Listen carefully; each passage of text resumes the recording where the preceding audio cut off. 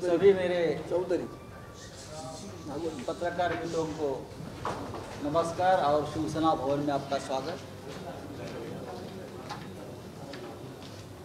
बहुत ही short notice में आप लोग यहाँ पहुँचे हैं। मेरे साथ मेरे साथी, मेरे मित्र एमपी शिवसेना के उपनेता अरविंद सावंत जी है। आज मुंबई में बहुत कुछ हलचल है। रेड्स के ऊपर रेड्स, धाडीवर धाडी पड़तायत। त्याच्यामुळे उसके लिए आपको भी बहुत काम है, भागम भाग है, यहाँ से वहाँ, वहाँ से वहाँ। तो हमने सोचा हम भी एक रेड डालेंगे। हमको भी अधिकार है घुसने का। अगर हमारे घर में कोई घुस रहा है तो मुंबई में, महाराष्ट्र में शिवसेना को भी अधिकार है घुसने का, घुसाने का। आज मैं देख रहा था सुबह से हमारे कुछ कार्यकर्ता, हमारे कुछ लोगों के ऊपर अब ईडी ने आईटी की रेड्स हो रही है, इनकम टैक्स। कोई भानामती है, तो भानामती, आईटी की भानामती चल रही है। और मुझे तो लगता है कि जब तक ये बीएमसी चुनाव नहीं होते हैं तब तक हर वार्ड में रेड होगी आईटी की, हर वार्ड में, हर शाखा में। अब यही काम आईटी को या सेंट्रल एजेंसी को, ईडी और आईटी, यही एक काम उनके हाथ में रहा है कि जहाँ जहाँ शिवसेना का कार्यकर्ता है, जहाँ जहाँ शिवसेना की शाखा है, जहाँ जहाँ शिवसेना के लोग चुनाव लड़ने जा रहे हैं, वहाँ रेड्स करें। ये तो सवाल है सबके मन में, इस देश में भी, कि सिर्फ और सिर्फ महाराष्ट्र और बंगाल जैसे राज्य में ही सिलेक्टेड लोगों को टारगेट क्यों सेंट्रल एजेंसीज कर रही है? ये सवाल है। ये सवाल इसलिए भी है क्या इस देश में और राज्यों में कोई नहीं मिलता जहाँ सेंट्रल एजेंसी जाकर सवाल पूछे, रेड करे, देश को हिसाब किताब दे। सिर्फ शिवसेना या तृणमूल कांग्रेस? ये तो सबको मालूम है, ये सरकार गिराने की जो साजिश है, सरकार को दबाव में लाने की, शिवसेना के नेतृत्व में जो महाविकास आघाड़ी का गठबंधन हुआ है, उनकी सरकार है, उनको दबाव में लाकर ये सरकार अनस्टेबल, अस्थिर करने के लिए, सरकार गिराने की एक बहुत बड़ी साजिश है। इनकम टैक्स और ईडी को हमने अब तक 50 नाम भेजे हैं विथ एविडेंस, 50। और बार बार मैं जिक्र भी किया है मेरे प्रेस कॉन्फ्रेंस में। फिर भी ईडी या इनकम टैक्स को ना, उनको कोई ऐसा लगता है कि एक रिस्पॉन्सिबल मेंबर ऑफ पार्लियामेंट, एक रिस्पॉन्सिबल लीडर एक बात बोल रहा है तो उसके ऊपर कोई इंक्वायरी होनी चाहिए। ऐसा ये हमारी सेंट्रल एजेंसीज को क्यों नहीं लगता है? हमारे बारे में ये बोगस, ये बोगस, ये बोगस। मिस्टर किरीट सोमैया ने एक केंद्रीय मंत्री के बारे में 100 बोगस कंपनी की लिस्ट खुद दी है। आप देखिए ईडी को। कोई मिस्टर ढवंगाले है, बीजेपी के बहुत नज़दीक थे, आज भी रहेंगे नागपुर के। उनके लगभग 75 कंपनी की लिस्ट बोगस मैंने खुद भेजी। क्या हो गया उसका? पूरे देश में सबसे ज़्यादा ईडी का ईडी की जो जांच है या रेड्स है या एक्शंस है वो महाराष्ट्र में हो रही है। अब तक महाराष्ट्र में महाविकास आघाड़ी के 14 प्रमुख लोगों के ऊपर एक्शन हुई है। पश्चिम वेस्ट बंगाल में 7 लोगों पर हो रही है। भारतीय जनता पार्टी के लोग जो है उनके ऊपर ना आईटी ना ईडी, क्या वो लोग मुंबई के रास्ते पर हाथ में कटोरा लेकर भीख मांग रहे हैं? इनकम और टैक्स सिर्फ हमारे पास है क्या? ये इनकम टैक्स की जो भानामती चल रही है वो भी जल्दी एक्सपोज हो जाएगी। ये भानामती कौन है जो ये सब रेट्स कंट्रोल कर रही है, उस बारे में जल्दी ही शिवसेना बड़ा खुलासा करने जा रही है। मेरे जो लगता है 15 फरवरी प्रेस कॉन्फ्रेंस हो गई थी यहाँ, तब मैंने एक नाम का जिक्र किया था, सुमित कुमार नरवर। बार बार मैं उस बारे में पूछ रहा हूं ईडी को, इनकम टैक्स को, कि एक सामान्य आदमी बुलंदशहर का दूध बेचता था और 4-5 साल में उसकी प्रॉपर्टी 8,000 करोड़ से ऊपर चली गई। अब वो मलबार हिल में रहता है, पहले उसको कहाँ भी रहने को घर नहीं था। अब वो व्यक्ति नोएडा में रहता था, उसका मलबार हिल में अब बड़ा आशियाना है, बड़ी बड़ी प्रॉपर्टीज है। ईडी ने कौन सा चश्मा लगाया है या इनकम टैक्स ने? वो चश्मे से ज़रा हमारे तरफ भी देखिए। जो आपने चश्मा लगाया है और आपको ऐसे लोग नहीं दिखते हैं जिनकी संपत्ति 2-4 साल में 8,000 करोड़ 10,000 करोड़ कहाँ से आती है? मैं देता हूँ आपको पूरे प्रूफ, जल्दी ही दे दूंगा। और दिल्ली और महाराष्ट्र के कौन से बीजेपी के नेता का पैसा, किसकी बेनामी प्रॉपर्टी उसके पास है, ये भी मैं जल्दी ही पहले प्रधानमंत्री को जाकर बताऊंगा, बाद में आपके पास दे दूंगा, क्योंकि मैं रिकॉर्ड बनाना चाहता हूं। दिल्ली में कौन सा बड़ा नेता और महाराष्ट्र का कौन सा बीजेपी का बड़ा नेता जिसकी पूरी लेन देन उसके साथ हो, पैसा किसका है? ये ट्राइडेंट ग्रुप कौन सा है मुंबई में, जिसको 5 साल पहले सबसे ज़्यादा यहाँ सरकार की तरफ से कॉन्ट्रैक्ट्स और काम मिलते थे? मेरे पास पूरा है हिसाब किताब। मैं आपको बताना चाहता हूँ, ये भानामती और ईडी, सबको, ईडी और आईटी, हम सबको बताएंगे। उसके बाद चाहे आप हमारे ऊपर रेड भी कर सकते हो, हमको अरेस्ट भी कर सकते हो, आप कर लीजिए। अब एक इम्पोर्टेंट बात, मैंने 15 फरवरी के मेरे प्रेस कॉन्फ्रेंस में शिवसेना भवन में ईडी के वसूली एजेंट्स के बारे में बताया था।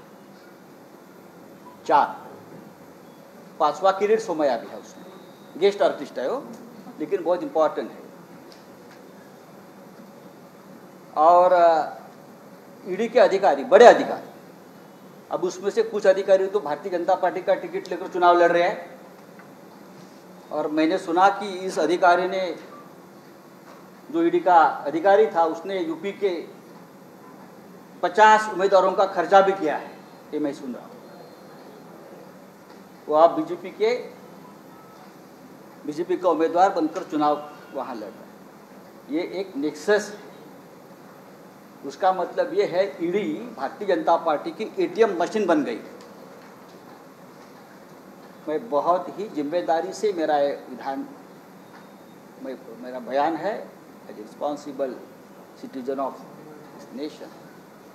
ईडी और ईडी के कुछ अधिकारी भारतीय जनता पार्टी के एटीएम मशीन बन गए।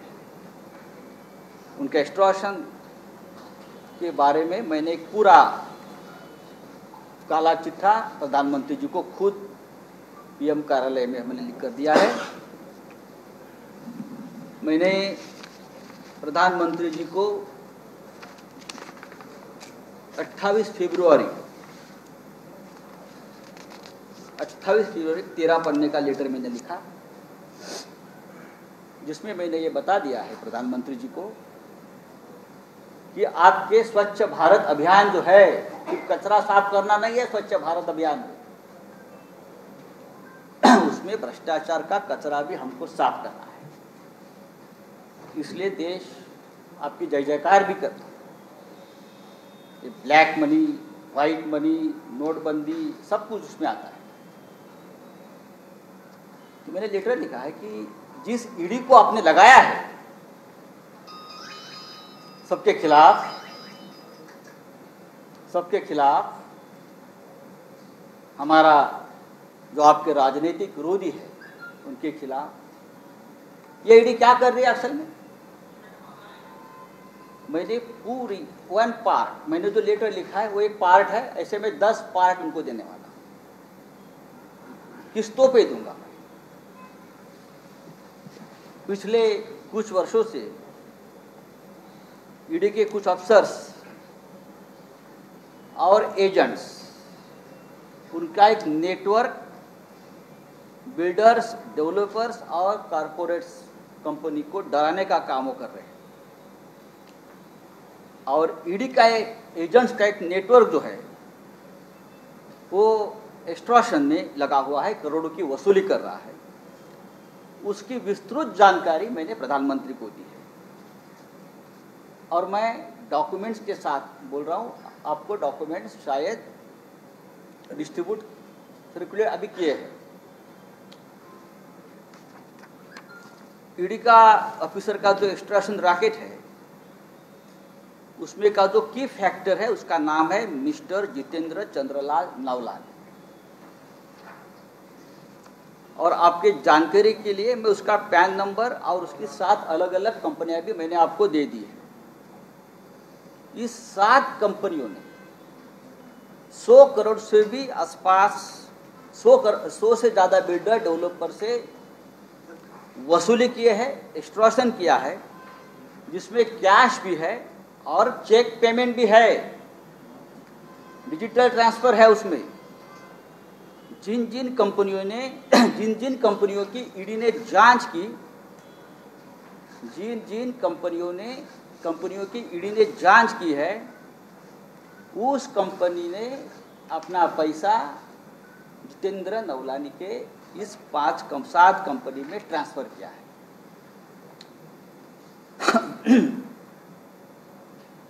और यही ईडी जो है, ये जो नवलानी है, ये ईडी के senior officers, directors, joint directors, उनके लिए काम करता है।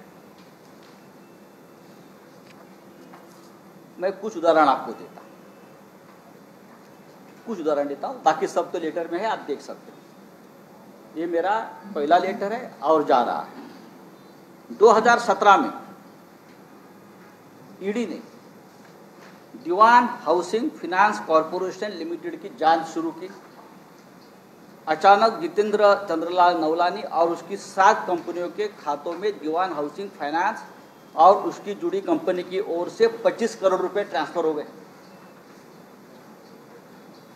उसके बाद 31 मार्च को 2020 तक एसआर वाधवान और उनके फैमिली की ओर से जितेंद्र नवलानी की कंपनियों के खाते में और 15 करोड़ ट्रांसफर हो गए। नंबर 2, इसी तरह अविनाश भोसले और उनके मामलों की ईडी ने जांच शुरू कर दी। तुरंत अविनाश भोसले एंड ग्रुप से 10 करोड़ रुपए जितेंद्र नवलानी और उसके 7 कंपनियों में ट्रांसफर हो। यूनाइटेड फास्फोरस के मामले में भी यही हुआ है। जैसे ही ईडी की जांच शुरू हो गई, जितेंद्र नवलानी की 7 कंपनियों में 16 करोड़ रुपए ट्रांसफर हो गए। गेलॉर्ड कंपनी लिमिटेड, यही हुआ है। इस कंपनी के खिलाफ ईडी की जांच शुरू होते ही 10 करोड़ रुपया नवलानी की कंपनी सिक्योर सिस्टम में अनसिक्योर्ड लोन के रूप में रिफ्लेक्ट हो गए। बहुत ही गंभीर बात है। ईडी की जांच शुरू हो गई मॉन्शेर fire protection system private limited की कंपनी की। तुरंत 15 करोड़ रुपया नौलानी की इसी कंपनी में ट्रांसफर हो गया है। इसी तरह निरका केमिकल्स की जांच शुरू हो गई ईडी की यहाँ कंपनी, और बाद में नौलानी के खाते में 10 करोड़ और फिर ईजेएल के कंपनी से 15 करोड़ अनसिक्योर्ड लोन के रूप में नौलानी के खाते में ट्रांसफर हो गया। मैंने प्रधानमंत्री जी को बताया ये लिस्ट एंडलेस है और सिर्फ नौलानी की कंपनी में नहीं ट्रांसफर हुआ है, और भी बहुत ऐसे लोग हैं जहां ईडी का पैसा कैश एंड चेक के मामले में और भी उनके एजेंट्स के खाते में ट्रांसफर हुए हैं, कैश में ट्रांसफर हुए, कैश भी दिया है। कैश का फिगर मेरे पास है। ईडी के कौन से अधिकारी का पैसा उसमें है, कहाँ लिया है, कहाँ लेन देन हुई है, कितने के लेन देन हुए, पैसा कहाँ लिफ्ट हुआ है, मैं धीरे धीरे आपको बताते जाऊंगा। कौन है जितेंद्र नवलानी, कहाँ है ये, किसका आदमी है ये, किरीट सोमैया का उनका क्या संबंध है। ईडी के सबसे बड़े अधिकारी मुंबई दिल्ली इंचार्ज, उनका क्या संबंध है, पैसा क्यों ट्रांसफर हो रहा है इसके अकाउंट में। दीवान हाउसिंग, राणा कपूर, ओंकार बिल्डर्स, सीडीआईएल जैसी कंपनी जो पब्लिक सेक्टर बैंकों का लोन तक नहीं चुका पा रही है, वो जितेंद्र नवलानी को और उसके कंपनी को करोड़ों करोड़ों रुपया क्यों दे रहे हैं। कंसल्टेंसी फी है ये। कौन सी कंसल्टेंसी चल रही है भाई? हाँ, कोई ऑफिस नहीं है, कोई स्टाफ नहीं है, कौन सी कंसल्टेंसी चल रही है। देखिए ये सब पैसा मुंबई में और दिल्ली में बैठे हुए ईडी ऑफिसर के लिए जमा हुआ है। उससे बाहर की देशों में प्रॉपर्टी खरीदी जा रही है बेनामी, और अब हमारे लोगों के 1 लाख 2 लाख 3 लाख का ट्रांजैक्शन देख रहे हो। आपका ट्रांजैक्शन कौन देखेगा? इस रैकेट में कुछ मुंबई और महाराष्ट्र के प्रमुख बीजेपी के पॉलिटिकल लीडर भी जुड़े हैं, और मैं हवा में बात नहीं कर रहा हूं, आपके पास कागज मैंने दिए है, आपने देखा होगा। ये बहुत ही गंभीर मामला है। देश का सबसे बड़ा करप्शन का ये रैकेट है, मुंबई में बैठकर चल रहा है, दिल्ली में बैठकर चल रहा है। महाविकास आघाड़ी के लोगों को भी जो प्रताड़ित करने का काम है, ये इसी रैकेट का एक काम है। आज मैंने जो आपको बात बताई है ये सिर्फ 10% है, लेकिन उस बारे में जो मैंने बताई है उस बारे में एक विजिलेंस रिपोर्ट भी आया है सेंट्रल एजेंसीज का, जो मैंने बताया है ना आपको इंफॉर्मेशन जानकारी, वो भी प्रधानमंत्री के संज्ञान में है। ईडी क्या कर रही है? आज दोपहर को हमने जिस बात का मैंने जिक्र किया, Jitendra Navlani and racket with ED, उस बारे में मुंबई पुलिस में एक एफआईआर दर्ज कर करप्शन। आम्ही हा गुन्हा, ही तक्रार आज मुंबईचे पोलीस आयुक्त, मुंबई के पुलिस कमिश्नर के पास इस करप्शन, भ्रष्टाचार, एक्सटॉर्शन, खंडनी, हमने 4 ईडी अफसर्स के खिलाफ जितेंद्र नवलानी की पूरी जानकारी के साथ हमने दिया है। आप देख सकते हो, आपको उसका भी सर्कुलेशन हो जाएगा। और मुंबई पुलिस ये एक्सटॉर्शन रैकेट की, क्रिमिनल सिंडिकेट की जांच आज से शुरू कर रही है।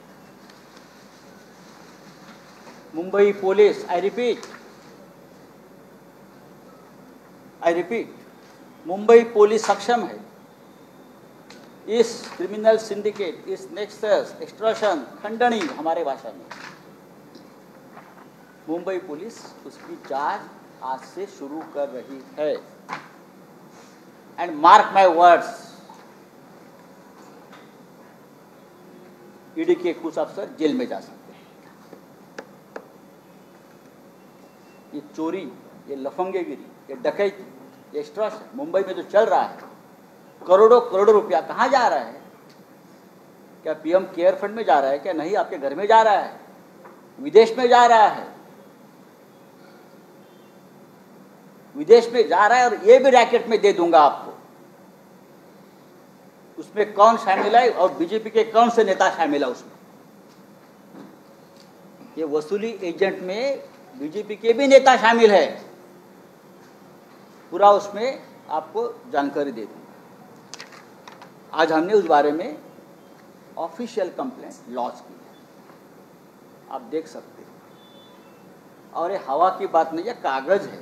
कुछ लोग कागज मांगते हैं ना, कागज के ऊपर बहुत विश्वास है। हमने हजारों पन्ने कागज दिए ईडी में, लेकिन कोई अब तक उस कागज पर कार्रवाई नहीं हुई है। तो अब हमारी जो एजेंसी है उसके पास कागज गए महाराष्ट्र, और महाराष्ट्र मुंबई की पुलिस पूरे विश्व में बेस्ट पुलिस है। दूसरी बात है, ये किरीट सोमैया जी है, महान महात्मा, सबके भ्रष्टाचार के मामले निकालते हैं, कागज फड़फड़ाते हैं। करने दो, उनकी हॉबी है, तो कुछ नहीं। मैंने उनके बारे में भी एक सवाल पूछा था कि आप बार बार पीएमसी बैंक घोटाला, राकेश वाधवान, HDIL, पत्राचार के भ्रष्टाचार के मामले में बोलते हो, अच्छी बात है, कोई भी हो भ्रष्टाचार के बारे में बात करनी चाहिए।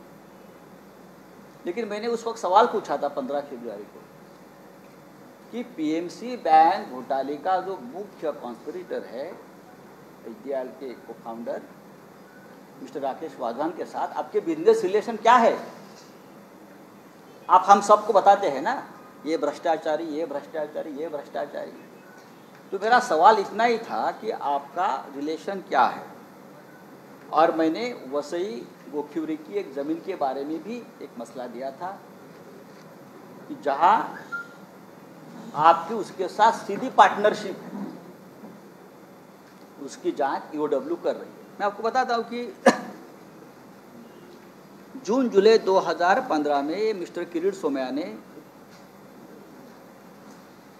HDIL और जीवीके कंपनी मुंबई एयरपोर्ट की 63 एकड़ जमीन हड़पने का आरोप लगाया,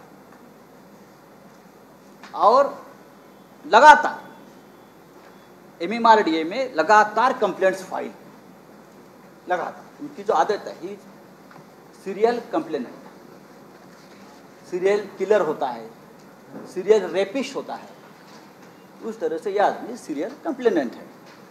लगातार उसने कंप्लेंट MMRDA में की 63 एकड़ जमीन के बारे में। और अक्टूबर 2015 में यही सोमैया ने फिर से MMRDA को लेटर लिखकर आरोप लगाया कि HDIL को 1 crore square feet commercial land gift की गई है, जिसकी मार्केट वैल्यू 5000 करोड़ है। इसलिए घोटाले का स्पेशल इन्वेस्टिगेशन होना चाहिए और ये दोनों कंपनी को ब्लैकलिस्ट करना चाहिए। ये किरीट सोमैया की मांग है। लेटर मेरे पास है, आपको सर्कुलेट किया है। सोमैया यहां पर नहीं रुके, 1 साल तक वो लगातार सीरियल कंप्लेनेंट, लगातार MMRDA को कंप्लेंट करते रहे, और 2015 से 2016 तक बार बार सोमैया इस घोटाले की जांच की मांग करते रहे। अब इंटरेस्टिंग बात यह है कि सोमैया के लिखे किसी भी लेटर में ये मेंशन नहीं है कि उन्होंने ये सोकॉल्ड घोटाले की पुलिस या सेंट्रल गवर्नमेंट से कोई शिकायत की है। मामला सेंट्रल का है, वहां भी कर सकते, लेकिन मेरे पास वो जानकारी नहीं है। उनके कागज जो मेरे पास है उसमें किसी भी सेंट्रल एजेंसी को उसकी कंप्लेंट नहीं है। और उस वक्त तो सिटिंग MP थे, अगर वो चाहे तो लोकसभा में मुद्दा उठा सकते थे, लेकिन मुझे दिखाने में रिकॉर्ड ढूंढ रहा था कि लोकसभा में भी ये मुद्दा मिस्टर सोमैया ने नहीं उठाया है। उससे उलट 2016 में सोमैया ने अचानक MMRDA को कंप्लीट करना ही बंद कर दिया। और दूसरी तरफ 1 दिसंबर 2016 को सोमैया के बेटे नील सोमैया को अचानक निकॉन इंफ्रा LLP में पार्टनर बनाया गया। कंप्लेंट बंद, नील किरीट सोमैया निकॉन इंफ्रा का पार्टनर बन गया। 27 जुलाई को निकॉन इंफ्रा ने वसई में जमीन के 5168 स्क्वायर मीटर FSI के डेवलपमेंट के राइट लिए।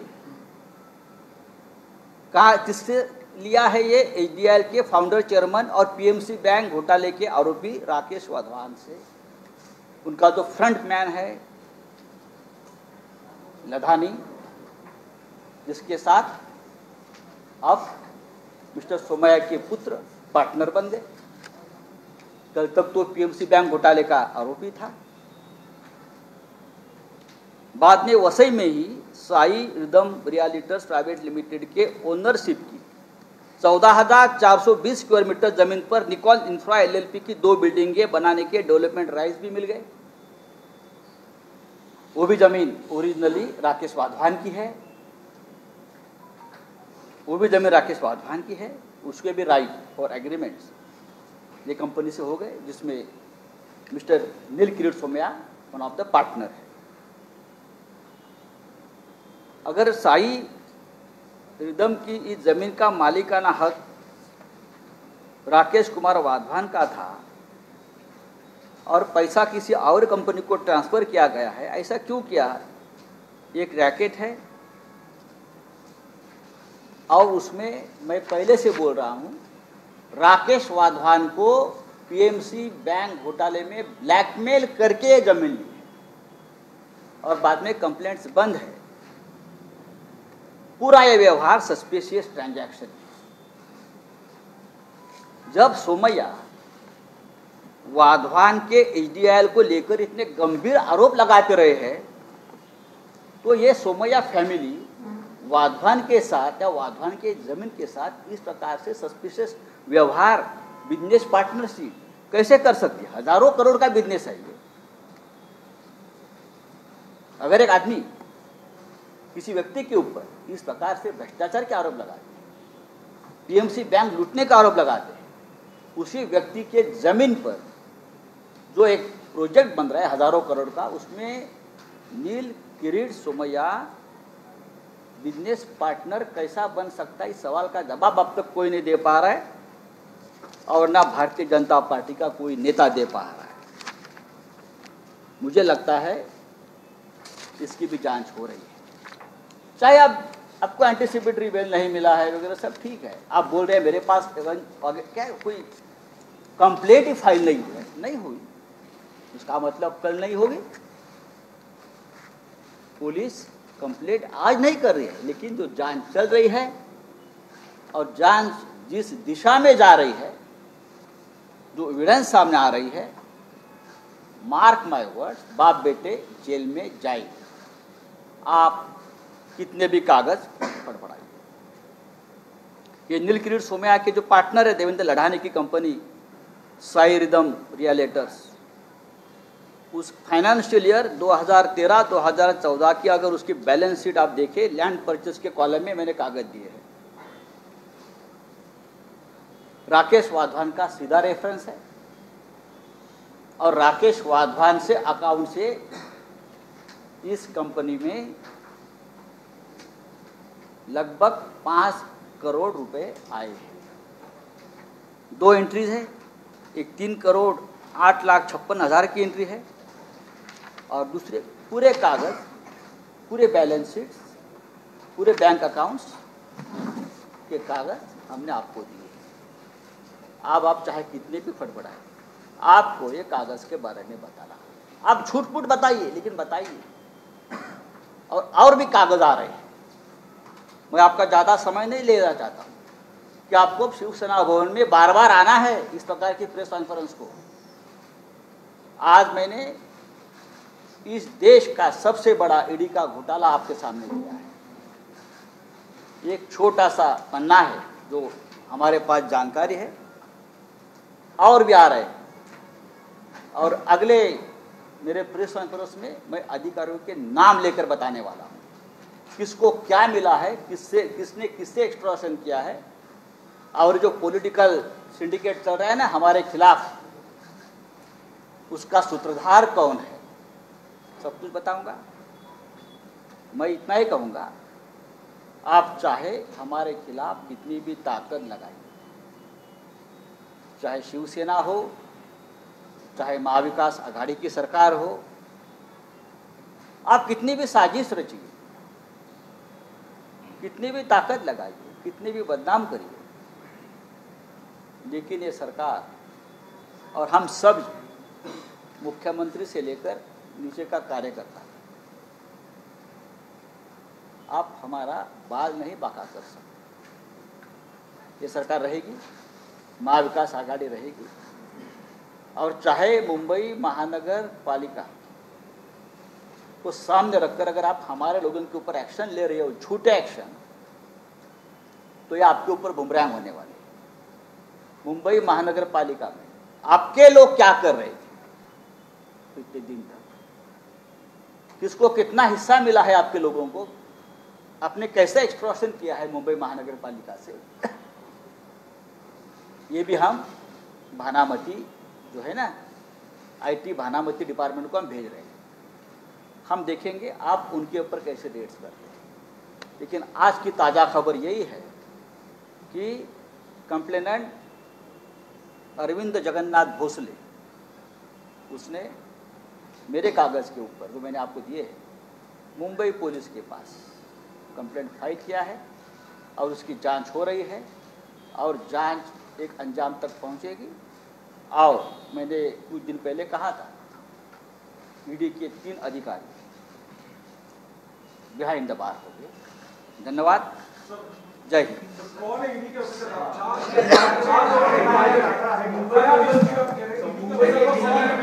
आप कागज पढ़ लीजिए, आपको पता चलेगा।